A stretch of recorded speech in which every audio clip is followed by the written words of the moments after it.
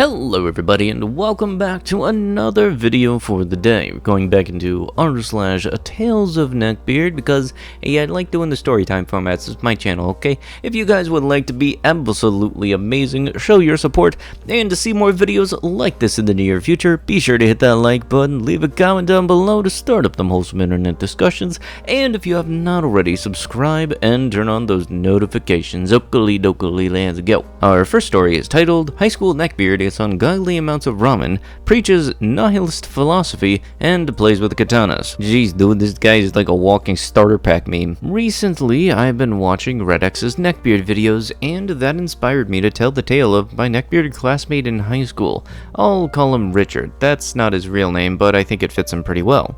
Richard was certainly strange, but unlike many Neckbeards, he wasn't actually malicious. He never stalked or harassed women or anything like that.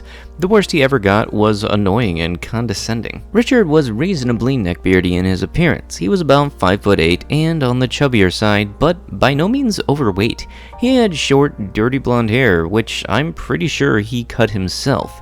Yes, I mean both dirty blonde the color and dirty and blonde as two separate descriptions.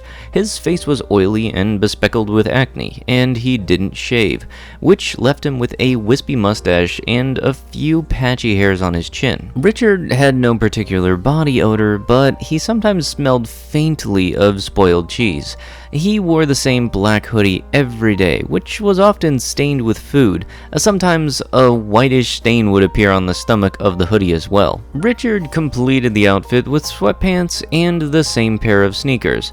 I heard a rumor that Richard told one of his friends that he once went 4 weeks without changing his pants or his underwear. I don't know if that's true or not, but knowing Richard, I think it's entirely possible. I'm also pretty sure he wore the same sneakers every day for 4 years, and by the end of high school, they were basically falling apart. I should add that Richard's family was by no means wealthy, but they definitely had enough money to get him new clothes. I guess he just didn't want them. At lunch, Richard would sit with 3 or 4 of his friends. They were all varying degrees of weird, but Richard was certainly the leader, and the most neckbeardy among them.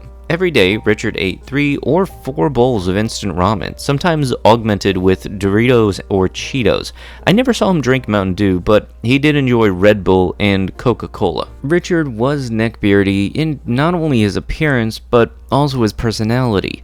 I know a lot of neckbeards think of themselves as very intelligent, euphoric, if you will, but Richard actually was very smart. He took a lot of AP math and science classes, and he always had very good grades. The problem was that Richard would rub his intelligence in everyone's faces. When someone got an answer wrong in class, Richard would make a comment like, "I knew that," or "You should have called on me." On the other hand, when Richard got a question wrong, which admittedly wasn't very often, he would get very angry and either argue with the teacher or just sit there and sulk in his seat. One time, he made our history teacher flip through several textbooks to prove that Richard was wrong about some random facts. Richard was also a proud atheist, and he looked down on anyone who was religious. Richard thought that anyone who believed in God was a complete idiot, and he would enlighten them with his scientific wisdom. Richard called religion Bronze Age fairy tales and would go on rants about thermodynamics and the Big Bang to his unfortunate victims. Richard was also obsessed with nihilism and Friedrich Nietzsche, and would sometimes say edgy nihilist quotes like, "Pain and happiness are equally meaningless." Another of Richard's favorites was Nietzsche's famous quotes, "God is dead, God remains dead, and we killed him." Looking back, I wonder if the reason that he refused to shave his mustache was that he was trying to look like Nietzsche. I don't know, it's just a thought I had. It was not only his looks and personality that made him beardy, but also his actions. Richard and his weird friends got into trouble many times for sparring in the hallway or the courtyard, all while yelling, "Yeah," and yelling at each other in Japanese. Or more accurately, making vaguely Japanese-sounding noises at each other. Indeed, Richard seemed to truly think descended from ninjas, or maybe samurai. I'm not sure. To be perfectly clear, his name was Polish. He wasn't even remotely Asian. One of my friends lived near Richard, and he said that he walked past Richard's house one day and saw Richard and his friends in ninja costumes fighting with plastic swords. At one point, Richard got an actual katana on Amazon and made YouTube videos of him in his backyard cutting water bottles, fruit, and other things in half with a katana. I just looked as I'm writing this, and the videos are still up. I would post the link in a heartbeat if that didn't mean doxing him. There are several videos, but one in particular video still stands out in my mind.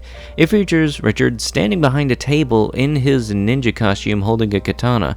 One of his friends places a watermelon on the table. Richard raises his katana over his head with a slow ha, and then pauses for a second before swinging the katana down at the sword with high, splitting the watermelon in half.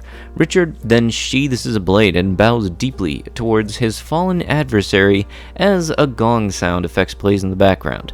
There are several others, but the sheer absurdity of the one makes it stand out to me. Unlike many neckbeards, Richard didn't harass women. In fact, I don't think he ever had a conversation with any of his female classmates, except for when he was assigned to work with them. There is one notable thing that happened involving female classmates though.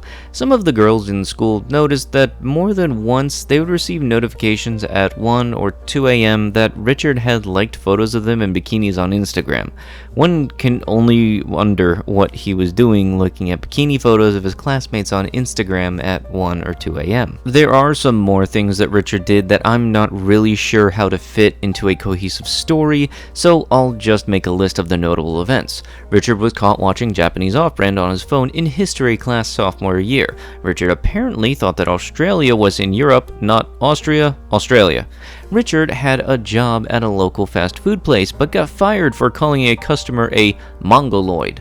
Richard mixed some chemicals in the chemistry lab and started a small fire. When questioned, he said it was an accident, but I'm 95% sure he knew exactly what he was doing. Nobody could prove anything though, so he didn't get in trouble. Ultimately, Richard and I graduated high school, and I haven't seen him since.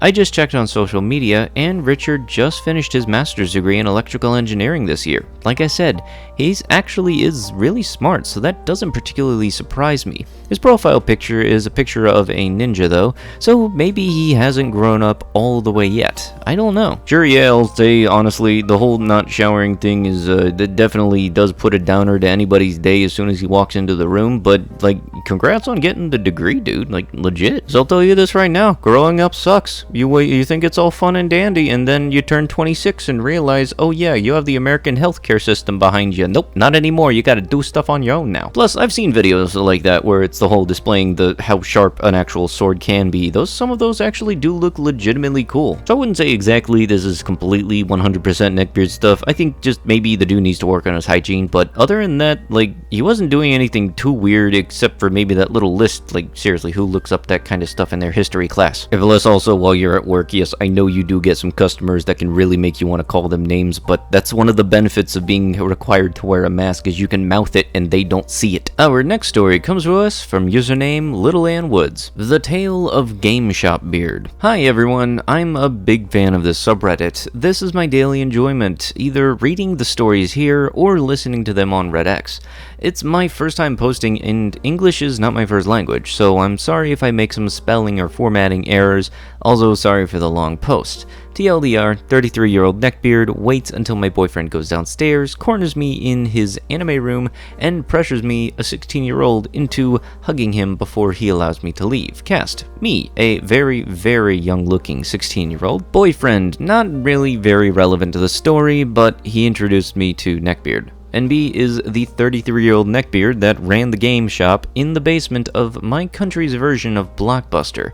Okay, so first of all, let me give you some information about myself. At the moment, I am a 28-year-old woman. However, apparently I look anywhere between 15 to 19, depending on who you ask. I am 5 foot tall, with ever-changing hair and skin that glows in the dark.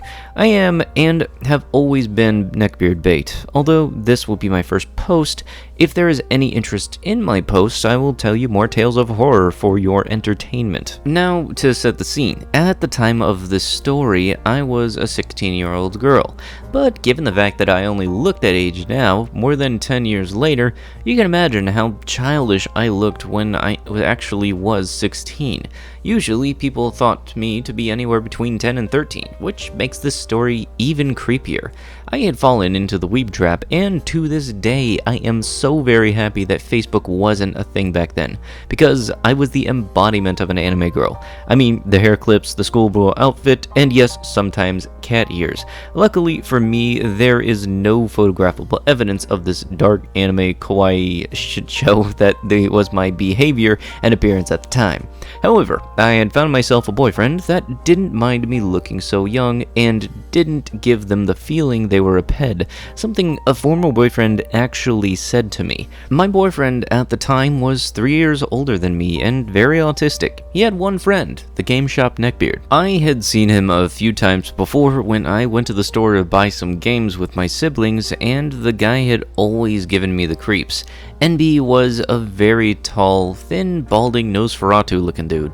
His skin added to his vampiric look. The sun had obviously never once laid its rays on his fairer gray skin, this coming from the girl that gets second-degree burn in the shade.